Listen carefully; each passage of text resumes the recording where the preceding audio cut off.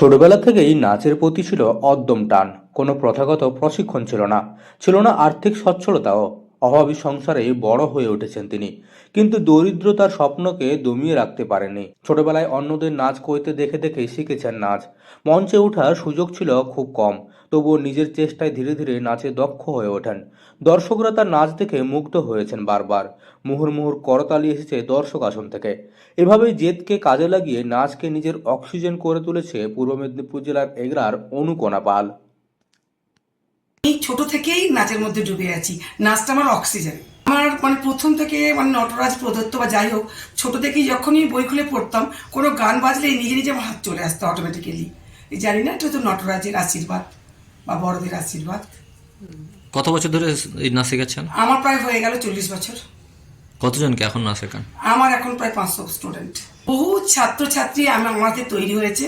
অনেকে আমার এখন ছাত্রছাত্রীরা বিশ্বভারতী রবীন্দ্রভারতী বিশ্বভারতী থেকে পাশ করে এখন রায়পুরে চাকরি করছে স্কুলে। আপনার বয়স কত?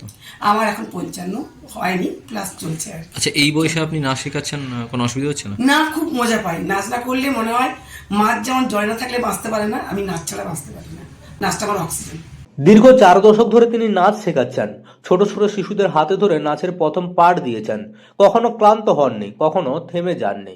আজ তার বয়স প্রায় 55 বছর, তবুও তার উদ্যমে কোনো ভাটা পড়েনি। এখনো একই নিষ্ঠা নিয়ে তিনি নাচ শেখান। প্রতিদিন নিয়ম করে ক্লাস নেন, শিশুদের সঙ্গে মিশে যান সহজেই। তার শেখানোর ধরনও খুব সহজ। শিশুদের মন বুঝে তিনি শেখান নাচ। সেই কারণে ছাত্রছাত্রীদের কাছে তিনি শুধু শিক্ষিকা নন, তিনি তাদের প্রিয় নাচের দিদিমণি। বর্তমানে তার কাছে প্রায় 500 জন ছাত্রছাত্রী নাচ শিখছে। এলাকার বহু ছেলে মেয়ে তার কাছে নাচ শিখে আজ তারা জীবনে প্রতিষ্ঠিত। কেউ শিক্ষক হয়েছে, কেউ শিল্পী হয়েছে। তবুও সবাই আজও তাকে শ্রদ্ধার সঙ্গে স্মরণ করে। অনেকেই বলেন অনুকণা পাল তাদের জীবনে অনুপ্রেরণা। শুধু নাচ শেখাননি তিনি, শিখিয়েছেন আত্মবিশ্বাস, শিখিয়েছেন লড়াই করতে। দেখে দেখে নাচ শিখেও যে এত বড় পথ পাড়ি দেওয়া যায় তা তিনি প্রমাণ করে দিয়েছেন। ইচ্ছে থাকলে যে সবই সম্ভব, সেটাই তার জীবনের শিক্ষা। কোনো বড় মঞ্চ বা প্রতিষ্ঠানের সাহায্য ছাড়াই তিনি গড়ে তুলেছেন শত শত নৃত্যশিল্পী। তার জেদি মনোভাব আজ এলাকার মানুষের কাছে অনুপ্রেরণা। নতুন প্রজন্মের কাছে তিনি এক জীবন্ত উদাহরণ।